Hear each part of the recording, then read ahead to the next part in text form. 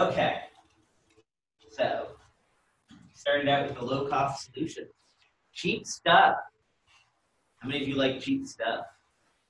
Okay, so what did we learn about the cheap stuff? Yes? Free hardware is not actually free. Ah, so free hardware is free puppy, not free beer. How many of you know the distinction between free beer and free puppy? Okay, what's the distinction between free beer and free puppy? You can just consume the beer. Yes, the free beer is free. What is the free puppy? Costs you money. Huh? Costs you money. Yes, the free puppy is terribly expensive. Right. So why is free hardware expensive? Because you need to maintain it. But wouldn't that be true for expensive hardware too? It's old. So what? Takes more energy. Okay, so it consumes more power. Sure. What else? Shipping. Right. Generally, if they're going to give it to you for free, they are not going to pay $10,000 to ship it to you. By the way, $10,000 if you're lucky. Has anybody acquired free hardware? How much was it to ship? You know? We got it for free. They shipped it to us, actually. They shipped it to you. They were excited to get rid of it. Is that what happened to you too? We had to pay about $5,000. Oh, that's not bad. That's pretty good. Anybody get like shafted, like a big shipping bill to get the thing to you? No? Oh, okay, so people have done well on that. What else? What are other reasons, other ways that free hardware is free puppy instead of free beer? Storage and maintenance, spare parts. Oh, spare parts. So is the free hardware still on warranty? No. No. Given that your budget for hardware was zero, do you have budget to pay for an annual maintenance contract? No. So who's going to be doing the maintenance? You. That's right. And where are you going to get spare parts when, by the way, what is the probability that some of the components will break? 100%. 100%, guaranteed to happen. By the way, that's an engineering 100%, not a mathematical 100%. There is a non-zero probability that nothing will break. However, by non-zero, what I actually mean is zero. Good, yes, so guaranteed. So how do you acquire spare parts if you have no budget? Cannibalize. You cannibalize. So what happens to the free hardware over time? It shrinks. It gets smaller, that's right, yeah, yes. And if you do have budget for replacement parts, is it easier or harder later on to get the parts? Where do you go to get replacement parts 5 years after you buy the hardware, or after they bought the hardware? Other people's used parts. Other people's used parts, so where do you find those? eBay. Yeah, that's kind of what I was thinking. You'd have to go out and bid for it somewhere, right? Because after some point, they don't make them anymore, and they don't have them in the warehouse anymore. They're just gone. Good. What else? Are there other things that make this free puppy instead of free beer? Make it a big mess? The infrastructure changes you'll need to take if you don't have Oh, facilities to support it. right, so you're going to have to put in more power, more cooling, or find someone who has power and cooling, and then sweet talk them to get them to let you use up some of their space that they have not nearly enough of, unless they just built a new data center and they're trying to show that it was worth spending the money to build it. Then you're golden, right? But Dan, yes? You remember the story on the CC list about the guy who could get a free tray? Like, he could hook up the liquid cooling, so I could liquid to air cooling, and I could plug it in. So it was like a 50-person long conversation about, can I get a free tray and use it? No. Oh, so it was the free machine, but there was so much infrastructure that would be needed to be able to do it. Or change over, or couldn't use that cooling system. Couldn't do this. Can you air cool it? Cannot. It was this giant. I kept saying, no, just don't take it. Don't take it. So it was like an entire litter of free puppies. Yeah. With kids. Well, that could be a bit of a nightmare, can't it? Also, it's really old architecture. Yes, it's an old architecture. So this is where things get interesting. So 10 years ago, having a 5-year-old architecture meant that it was laughably out of date. It looks to me like that's slowing down somewhat. It's certainly not stopping. But I think now having a 5-year-old architecture, components are still likely to be compatible. Whereas a decade ago, a 5-year-old architecture, you know, they would have changed. Well, they probably weren't even calling it PCIe when the thing was released 15 years ago. So it wouldn't be the same version of that. You know, it becomes increasingly difficult to do anything physically with the hardware except keep it exactly the way you found it. And then you're back into cannibalizing parts of it for other parts. Yeah, Dan. I swapped an old server a while ago, and it turns out the drivers were gone. Oh, sure, yeah. Software drift becomes a really big problem. So you are stuck with the last time they bothered to update the drivers, which maybe was 5 or 6 years into the life cycle of that product line. So it also depends when it was bought relative to that specific product being released. Because if it was bought at the beginning or at the end of that cycle, that may affect it as well. Yeah. Security, if any of these weird bugs that pop out on Intel or whatever, what are the ones that Spectre meltdown. Sure, security can be a big problem because, again, software drift. So it looks to me like the compilers will remain compatible. They tend to hang on, not forever, but so at least one of the current popular x86 compiler families, you can go all the way back to Pentium 1 if you really want to. And what that means in practice is there's just fewer and fewer instructions available for the compiler to use. Because I think it's true, someone should correct me if I'm wrong, but I think it's the case that all current x86 chips are backward compatible with older instruction sets. That is, they add new instructions, they don't typically take any away. Is that true? Seems to be the case. Yeah. So that's good news, at least. But on the other hand, it's not necessarily the case that the compiler was extensively tested on that hardware. It may have been tested on the instruction set, but not on the specific hardware flavor. Good. Other stuff about low-cost hardware? Kind of focused on the free puppy issue. Had a researcher, prominent a gift holder machine that showed up at our doorsteps. You all started expecting it to put on a data center. Right. So I had to kind of wait to turn away. I was surprised he accepted my answer because he's very outspoken. But I don't know where it went with it. I told him this has different power requirements. We have no space for it, and at this time we can. Right. And he threw it away. But it's not only us, but they some of these companies also work with research. Right. Okay, so now we've talked about all the downsides of old free hardware. What are the upsides? Other than that it's free. It's usable. Yeah, people have been using it, so you know that it works. Yeah, that's for sure true. How many of you have noticed when you transition to the new system, you have to peel the user's fingers off of the old one, like they desperately cling to the old one? Why is that? Change, we fear change. But why do we fear change? What specifically are they concerned about? Usually Reworking. Let's say again. usually a lot of work. It's a lot of work in what sense? And by the way, I agree with you. So it's non-compliance to break out their software. To get it up and running. To get what up and running? The code on it. Yeah, to get their code ported over. Go We ahead. had a researcher one time, he had a workstation in his office. And he absolutely refused, this is several years ago, to go from Red Hat 5 to Red Hat 6, because he was afraid that when he ran his jobs in Red Hat 6, he'd get different results Oh yeah, than when for he sure. ran 5. So He didn't want to take that chance. did you clarify for him that that was also true every time that there was a patch to the operating system and every time there was a change, like a bug fix for the compiler? Even doing those things was cool and nails. Yeah. Eventually, he left the university, so he did not want to play. So the thing is, there absolutely are research communities where that's considered a big issue, and you are expected to have bit-for-bit reproducible results.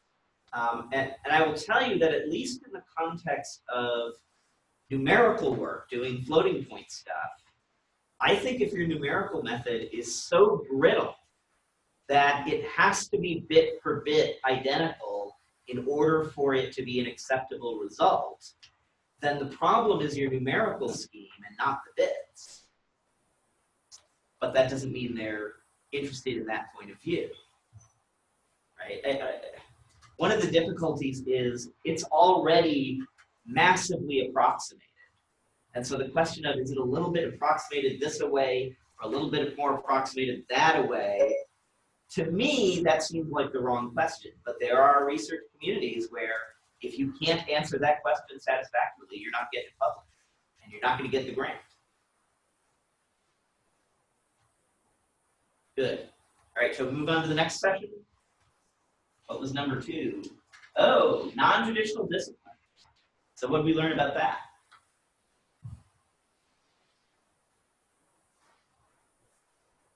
Yes, Dan. They're like puppies.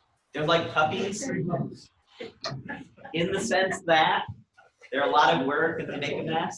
Oh, come on. Well, okay, so the flip side is they're also the bread and butter because, and I think many of us have observed this or experienced it, if you're really, really good at doing the same thing you did 10 years ago, you're fired. Making forward progress for 2 reasons. One, the thing that you're really good at may now be obsolete. And 2, even if it's super important, if you've spent 10 years being really, really good at it, as far as anybody else can tell, it's easy. And if all you do, if you get paid that much to do stuff that's apparently really easy, then you're fired. Because they can't afford to pay people to do that much money to do something that's easy. And it's not a matter of whether it is easy. It's a matter of whether it looks easy. Anybody have that experience or observe that sort of thing? Think it look like it's easy? And having to pay a heavy price? No? Nobody? Am I the only one here? Trying to decide if it's actually happening to us or not. I feel pretty confident that if you just keep doing the same stuff, you're gone. Roby, you look like you had I a... haven't seen it in academia, but I've definitely seen it in the private sector. Can you give an example without naming names? It was a small company. He was getting paid more than he probably should have been, and they decided to lay him off. And the person who took over from the person who got laid off, was it easy for them? That's the interesting question. Often there's a distinction between it seems easy versus it is easy. But the fact that there is a distinction between those things is not going to save you. There's more grant money in newer things, right? And so, I would argue there's grant money only in newer things. and so, yeah, and it comes back to the same thing though, in that if you're doing the same thing that's easy for 10 years, you're not going to bring in the kind of funding you would as if you were doing something new. And obviously the people running the university are going to care about it. Right. Yeah, I think that's absolutely true. Good. So there, now I've made the pitch for why non-traditional communities are important because and it goes in both directions, right? There's the positive of you're expanding the impact footprint of your organization. And there's the negative of if they're not getting any value from you, then they're telling their chain of command that you're a waste of money. Has anybody had that issue where there are those who say this is a complete waste of money? Because after all, it doesn't affect them. That's not what they do. Or it's unfair. That's another good one. All this money is going to only the big boys club, and we little people are getting left out. We're not getting our fair share. Our funding is being managed. It is important that everybody has a stake in it. That's right. Everybody feels that they're being benefited. Right. Good. Yes, Suzanne. That's why maybe we give a few years of needing to just apply what exists. because there are some fields that they never use it, they're not opening. And they would complain why is all this Right. Right. Yeah. Since we're constantly being asked to justify, and one of the justifications is, oh, look, now we're helping your discipline. At least, so what I've seen here, at least, is more and more disciplines are seeing the value of the data part of it. So to them, the computing is really just an engine for the data. But the data part of it is starting to reach its tentacles into many, many disciplines, much more than used to be the case. And so the computing case can be built on top of the data case for those disciplines where it's the data that they're interested in and not the computing, right? Yes, you've got mountains of data, that's great. How are you going to analyze that? How are you going to get any, how are you going to extract value from the data that you have? Yes, Dan. Data carpentry, good luck, Yeah, data carpentry, yes indeed. Good. What else can be said about the non-traditional disciplines? What did we pick up from that? Yes. We need to be flexible and not just a command line approach, have a graphic base. Yeah, more flexibility in what kinds of ways of using the systems we offer people. So my fantasy, and I think Sandra will love this one, is at least a web interface, if not a full-blown gateway, in front of every code. So far, that's still a fantasy because the people who are developing the software typically are not being incentivized to make the software easy to use. And I think that came out in some of the other sessions that, so Chris gave us a very good overview of how to make your software terrible. I don't think that was what he meant the theme to be, but that was one of the themes that grew out of the discussion, how to make the software terrible. And part of making the software terrible is making it hard for other people to use. Which I suppose is fine if you're the only person using it, but the likelihood of that is very low because typically others, at least in your research team, will want to get access to it too. And then you can either put in the labor cost of training them, or you can make it easier to use. And that's not an easy choice to make. Again, there's zero incentive to put more labor into software development. Yes? I think there's not zero incentive. It depends whether you need a user community. Sure. In your code. Yes. If you have a user community, the incentive is that they don't ask the 100 users at the same time ask the same question because you made it unusable. Right. Well, or that you drive away the potential community and then you put yourself out of business. The flip side is if you've taken on the role of we're going to develop the software, we're going to take responsibility for it, then that's going counter to the research part of what you're trying to do because it's consuming hours, it's consuming labor. So it's I don't think there's a trivial way to answer that. Especially if you put a web interface in front of it too, because then that's a whole can of worms, security maintainability. Oh, isn't it ever? Yes, you just created all manner of additional excitement. Security and maintainability being two of the issues, but there are plenty of others as well. Usability is a good one, right? So this was the whole thing we were doing the other day. I think those issues are very, very hard to make good decisions around, particularly because the community that, well, the research funders do not, as a general rule, they will tell you they value it, and in a moral sense, I'm sure that's true. But there's not a lot of financial incentive under that valuation. Good, that's fun.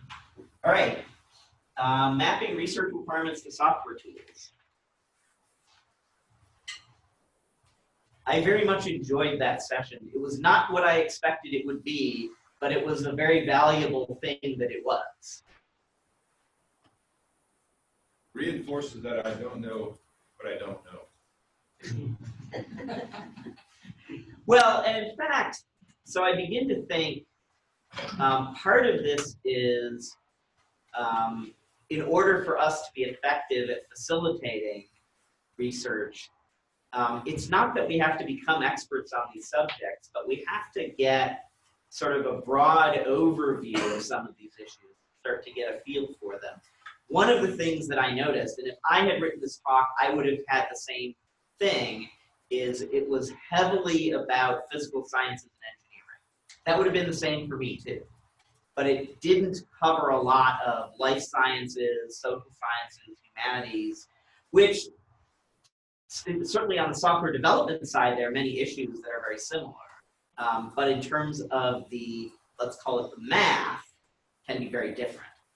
Yeah, one thing I noticed in other disciplines that happens, especially like data sciences, Chris did a great job. I agree with a lot of it, but he didn't take into account the exploratory nature of science, and so you can't always break down what you're going to do when you're investigating a data set because you don't know what the data set has in it. So there's that exploratory aspect of software development that was kind of missing. Physics, they don't get that very often, though. Yeah, and to some extent in engineering as well. Yeah, largely because if they're that unsure about what they're doing, people die. So there, I saw a hand over here somewhere. Yeah, Sandra. Yeah, the other thing is really, I mean, I still love it that he said, oh, and learn LaTeX. Yes, that everyone learn LaTeX. I only don't tell it anyone from life sciences and biology. Yeah. Sciences or humanities and so on and so on. Yeah, I like to pick my battles. Let's just say it that way. Exactly. And it's not clear to me that that one is worth winning. No, that's there's not the battle you want. And the other thing I missed a little bit was really saying, okay, yeah, this software tools talk to the community. Right. Yourself. So he missed a little bit.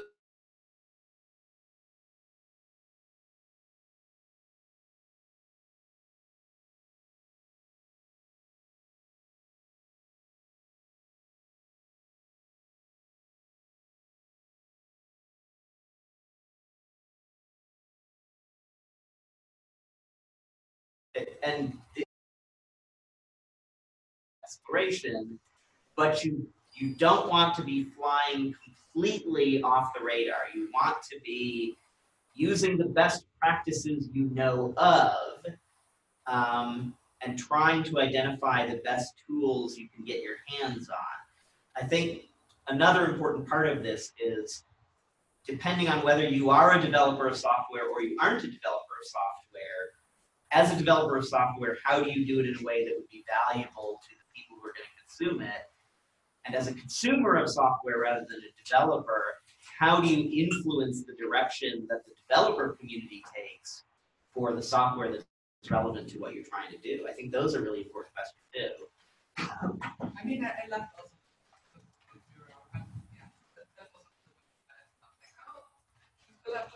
Yes, there were many, many good things, and sometimes I went a little bit off the, now what about this other thing? And in an hour and a quarter, you can't really cover everything. So.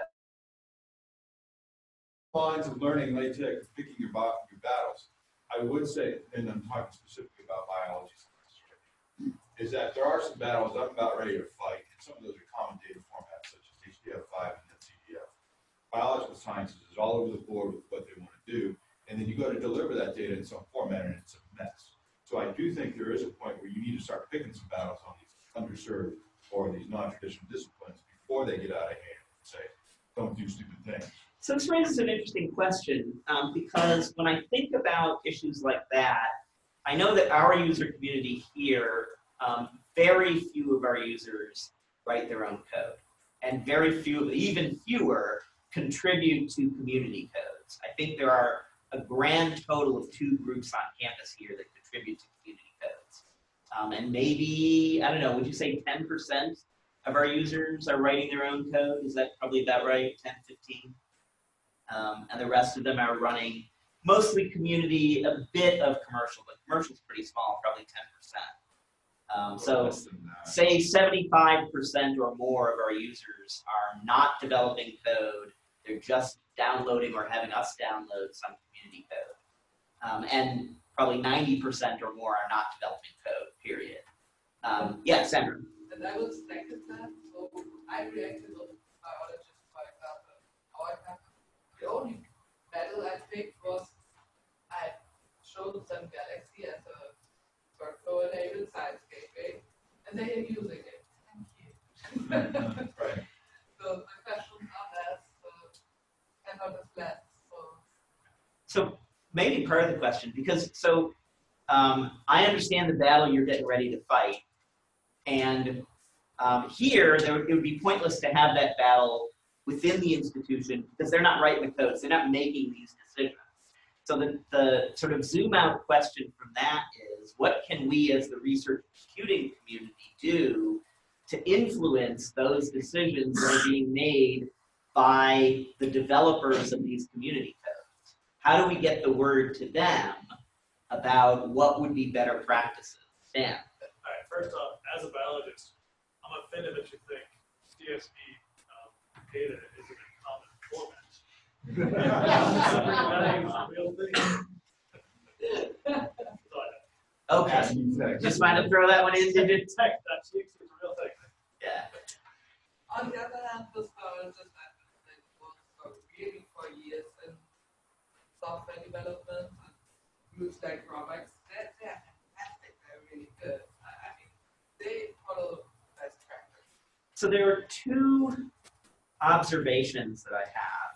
One is some of the older, more well-established communities around a particular software system also tend to have better practices. That's not universally true by any means, but it's much more common.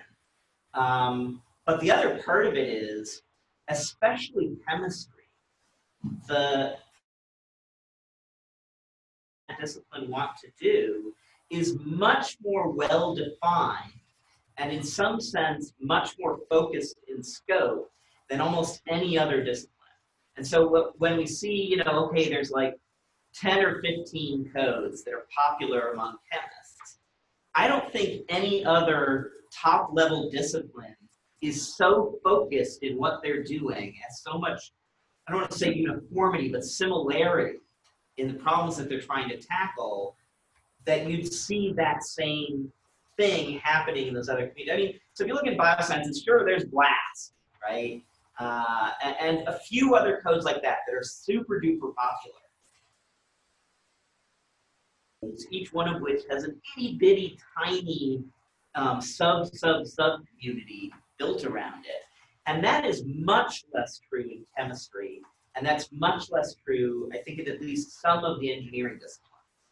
I think physics has a much broader set of areas of focus. But chemistry, I think, is almost unique in having so much specificity across, to first order, the entire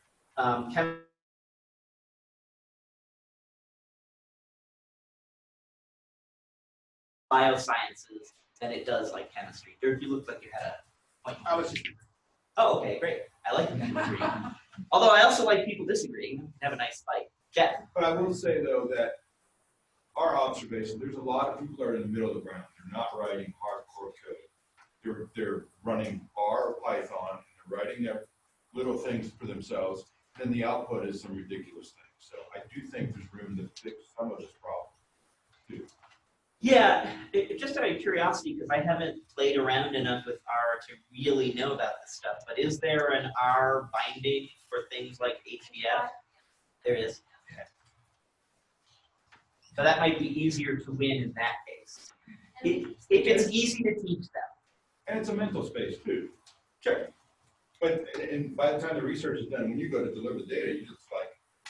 Well, okay, so let me provide an analogy that I hope sort of captures this.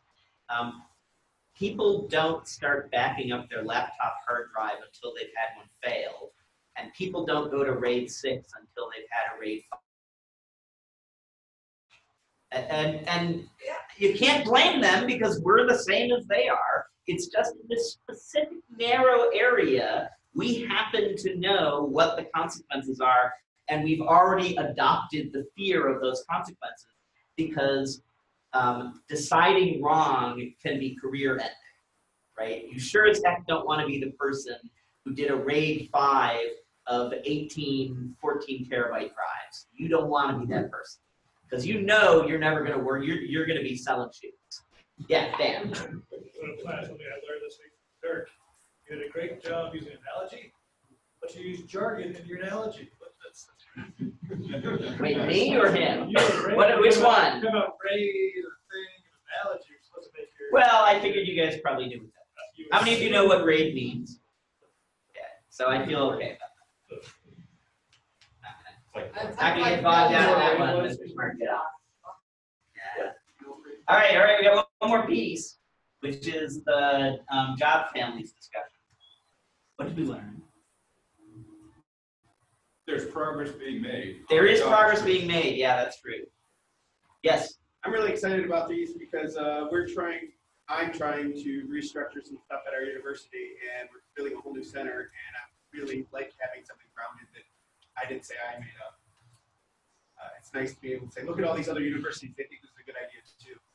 So I have to confess, because of the institution I'm at, this does not present itself as nearly as valuable to me as it does to others. And the reason is, here we have job titles that are generic, but we can do exactly the kind of fires we want to do under those generic job titles. So IT analyst covers a multitude of possibilities. And we're not constrained in what that can mean. Yeah, Dan. I'll tell you one weird thing I found while searching for jobs. The HR title matters to some companies. Because I list my job as something like I was agency, whatever. This guy before, they said that was your job in HR. I'm like, that was my job I did. I'm like, yeah, but it meant your HR title, which is right. the thing that some companies care about. Yeah, I think that's true because that's the one that's verifiable. Right? So how many of you at your institution, the only job title you're allowed to use in real life is the one that's in the HR database? And by the way, my hand is only up to show you what it looks like to hold your hand up. Because at my institution, we don't have that. Okay, how many of you have an HR title, but then you have some other title that's your real title, except in the HR database? Okay, so there are a lot of people who didn't put their hand up. So what's your in-between case? So what do you call yourself? My position is listed in HR as CI engineer. Okay, so you've got that job title officially. Okay. How about others who didn't vote either way? Where are you from? Boise State. Boise State has a CI engineer in HR. Well, I say I don't know. So. You don't know what it says. You have a job title that everybody has accepted, but you don't know what HR thinks of it. So, is there a campus directory that lists a job title for you? Yes. Does it say the one that you use day to day? Yes. Okay, so that's I think that's fairly unusual. I had when I was working at NDSU as the computer visualization manager, the archaeology lab. I had that title officially, and then the state decided that they were certain people in certain job levels. They decided they didn't want to have all this diversification of job titles, so they went back and changed everybody's the same job title. Right. They went from being a manager to an IT specialist. Right. Sure. I just want to clarify, I actually don't care about the job titles. But what excites me about the document is I have to go convince a bunch of what I would call people from the enterprise world what it means to be a research facilitator. And having this document really rounds it out quite nicely. And this is the part that made me think when Scott was talking about it, that made me think that it would be really valuable to have some text for each of those roles that explicitly contrasted it to the equivalent on the enterprise IT side. Because I think the thing that's very, very hard on both sides, did I do my screen about enterprise versus research computing? Did I not? Like at the beginning of the week, did I not? I don't think you did it this week. Okay, how many of you have heard my screed? Okay, so only a small, okay, I'll do a real quick version of it. Okay, so on the enterprise IT side, how many nines are you supposed to have? 5 nines. What does 5 nines mean? Anybody know? What's five? How many of you have heard the term 5 nines? Okay, what does it mean? Translate that to a number. Uptime 99.999%. An uptime of 99.999%. So how much downtime is that per year? Minutes per year. Yeah, it's 5.25 minutes of downtime.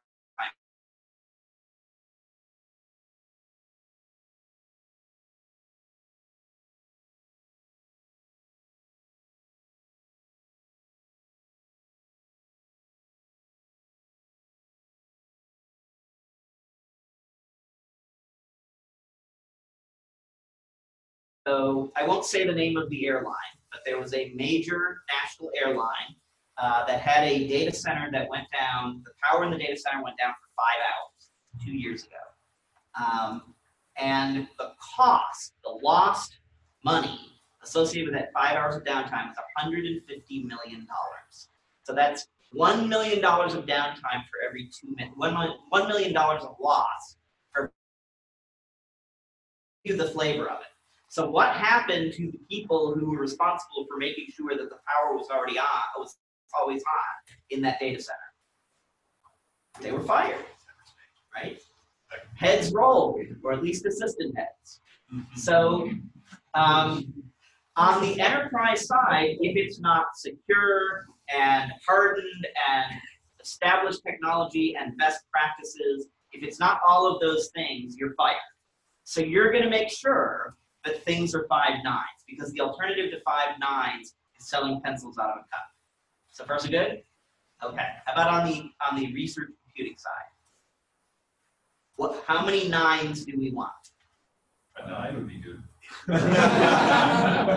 I'll go a little farther. Recording the song. No, this is real stuff. I've got a link to the page and everything. It's 1.5. 1.5 nines. Where did that come from? How do I know that's true? It's from the NSF. So the most recent large-scale HPC cluster purchase, which they just announced last week, I think, was won by the Texas Advanced Computing Center. So it's $60 million in hardware and a similar number for operations, I think. Yep. Something along those lines. What was it? Yeah, 60 million for 5 years of operation. Yeah. So For a 9-figure project, and the solicitation for that 9-figure project explicitly said that the NSF expects the machine to be down for scheduled and unscheduled maintenance no more than 5% of the time. That's 1.5 nines, 95%. So how much downtime in 95% of the year is downtime? How much downtime is that? What's that translate to? 100 hours. Huh? 100 hours. Higher. It's 18 calendar days. 1.5 days of down, and by days, I don't mean business hours. I mean 24 hours, 36 hours of downtime per 30 days. That's more than an hour of downtime per day, right? So from the enterprise perspective, is that sane or insane? It's insane. Then why on earth would we do that? Why do we, the research computing community, accept 1.5 nines? What's the logic behind it? It's research and cutting edge technology. So So it has to go down if you would. well, no, we could spend more money. We could have redundancy and stuff. Why don't we do that? Value of that money that you spend. In what way? By the way, I totally agree with everything you're saying, but be specific. So like that maybe 2% of say time and and resources and everything is not worth like the 18 days that you would go down. Why not? And by the way, I 100% agree with you. But why isn't it worth it? It takes away from the science in what way? I'm completely agreeing with you, but flesh it out. It takes away from the science the amount of research that you grow at science versus IT or research. So let's make the machine twice as good. How much does that cost? Twice as much, right? Okay, so we're going to go from 95% to, I don't know what's twice as good, 97.5%, right? That's going to double the cost of the machine. Does your budget double? How many of you, if we double the cost per unit of the machine, they will give you twice as much money to spend? Oh, you're laughing. Maybe the answer is none of you. Okay, good. By the way, my hand was up again only to show you what it looks like to raise your hand. Who's they? Whoever it is who's paying for the machine, whether it's a grant, whether it's internal funds, whether people are paying you by the 4 hour, which is not typically done, but whatever the mechanism is, they don't magically have twice as much money. And actually, to get to 5 nines, how much more would it cost? Would it double the cost? Quadruple. So I spoke to computer vendors. I used to think it was only double. And they laughed at me. And they said, no, try 10 times. Really? So if you increase the cost per unit of computing by a factor of 10, what's the difference in the amount of research productivity you get out of that hardware? How does the research productivity change if the cost per unit goes up by a factor of 10? 10%. Yeah, you now have 10% as much research computing productivity. So is that worthwhile? When you offer this to the faculty, I can give you enterprise quality as long as you accept a 90% reduction in your research productivity. Are you? Yes? I would even argue it could be more than that. I mean, hurt more than that because Oh, sure. you may have to scale down your resources. You may have researchers may not even be able to run on it at all. Well, Because instead of waiting 2 days in the queue, they're going to wait 2 months. Well, so what if you're running something that requires 20,000 cores? Now you're down to- Oh, yeah, no, those folks are totally screwed. I agree. Yeah. Yeah, absolutely. So, yes, there's an issue of scale as well as scope. Absolutely. So, on the other hand, let's talk about the cost of the downtime. Because downtime comes at a cost, no matter what the context is, right? So what happens if you have 24 hours of downtime? What's the cost of the institute? Who's running on the machine? That depends. In real, okay, let's do academia for the moment. Who's running on the machine? Some grids. Grad students. What does a grad student make? Peanuts. No, come on. $26,000. Okay, so about 25 grand a year. How many of you agree 25 grand a year for grad students is about normal? You're looking askance at me. What? What are you making? No, don't answer. Yeah. Oh, so you're not making 25? Okay, well, let's say it's 25. Now, we add on top of that the tiny amount of fringe benefits that grad students typically get, but they do typically get some kind of tuition waiver, and of course, there's a direct cost on top of that. So fully loaded, let's say it's 50. So far, so good? So then, what's 1 day of their time worth? Assuming 50,000 per year, fully loaded. Yes, what's 50 divided by 365? So I'm coming up with around $150 per day. Does that seem about right? Close enough. Yeah, 137. Okay, I'm going to round up and call it 150 for simplicity. Okay, so first we get $150. Okay, how many of them are on the machine on any given day? Yeah, my guess between 10 and 100, right? So first we good? Okay, so multiply that up, $150 times between 10 and 100. So that's between $1,500 and $15,000 lost for a day of downtime, right? Now, I realize it's never that simple. I massively oversimplified it by just talking about the dollars. But to first order, that's not a bad approximation, right?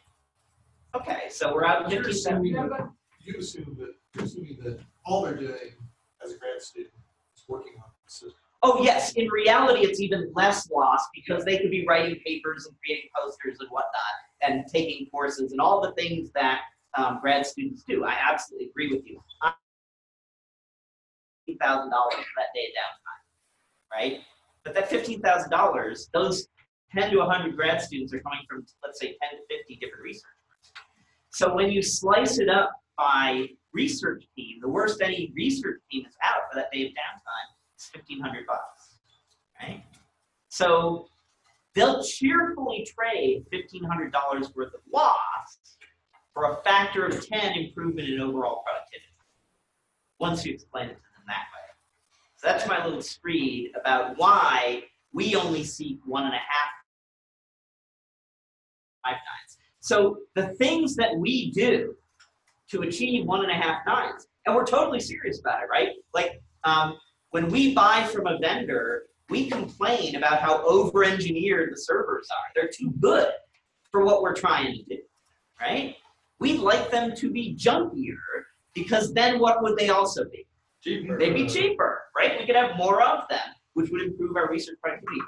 We sent one of our team members a couple of years ago to a workshop, I think it was in Baltimore or somewhere, run by some bioscience folks on how to have the worst possible disk storage you could get.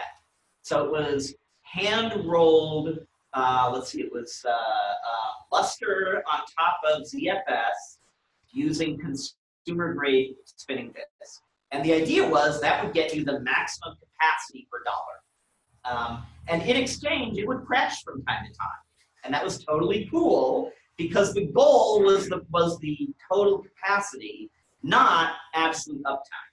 On an enterprise side, how would the enterprise people perceive that? Okay, so I assume you figured out how they would perceive that. So to them, what we do is completely insane, but it's insane in the context of enterprise constraints. To us, what they do is completely insane, because it's insane in the context of research computing constraints. We're both actually doing the right thing, but for a different purpose. Dirk, you look like you had a... I was thinking about the data example. I mean, a lot of research data is expensive. And so, when you have cheap disks, you want to make sure it's still backed up properly.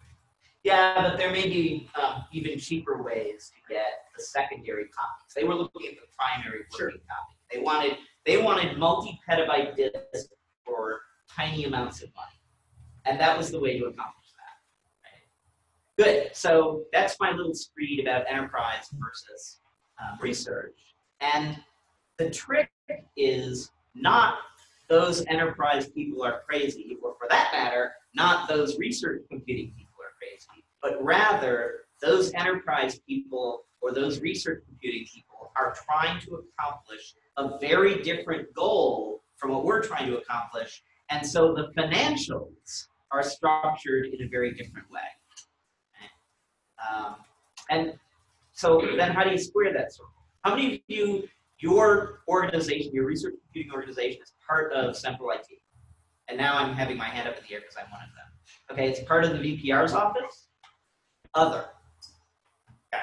So we're part of central IT, and what we discovered was the best thing we can do to benefit the enterprise folks is to be the first guinea pigs in something dangerous. So when this data center downstairs opened, we were the first group in there. We moved the supercomputer in there. And I think I told this story Monday night about the 1 minute longer than what we had predicted. But the reason we could do that is because our system doesn't interoperate. No untangling to do to be able to move our system. It's a purely physical thing, right? And if it had happened that there was something wrong with the electrical system, or something wrong with the cooling system, or something wrong with the network, well, the next few days of downtime would not have been the end of the world. Whereas if it were the payroll system moving in there first, how would that have gone? Or the emails perfectly. Yeah, and so that can be a problem too, absolutely, especially when people are trying to submit a grant proposal. I can live without an email. I can't live without my paycheck. I'm not sure I could do without either. Let me put it this way: if the delay was 1 week, I'd rather delay the paycheck by a week. I'm sure that varies across the room. I'm sure we have a spectrum on that one. But so what we were able to do was to prove out the data center before they started trying to move any of the enterprise stuff in there. Because if the enterprise stuff was in a bad data center, that'd be very, very bad for everyone, especially the people who moved it there without testing everything in the data center. Problem is, you can't properly test the data center except by putting something in there that needs all capabilities, right? The only way to ensure that your system will stand up to battlefield conditions is to take it out onto the battlefield. Yes? It's interesting. I never thought about volunteering to be the guinea pig, because We built our new data center in 2012. They moved my stuff for last because that was the least important thing to them. Right, but what you could have been is in there first to make sure that everything was working. And if you put it in that way, that's very attractive because they can't afford to be wrong. And we can. An extra day of downtime is not a crisis for us. It's an annoyance, to be sure. It's not the end of the world. Faculty are not judged on research productivity per day. They're judged on research productivity per year, right? They get one annual evaluation. So if their stuff is delayed, I mean, if they've got a deadline tomorrow, that could be a crisis. But on the other hand, if they're getting the computing done the day before the deadline, they've already made some major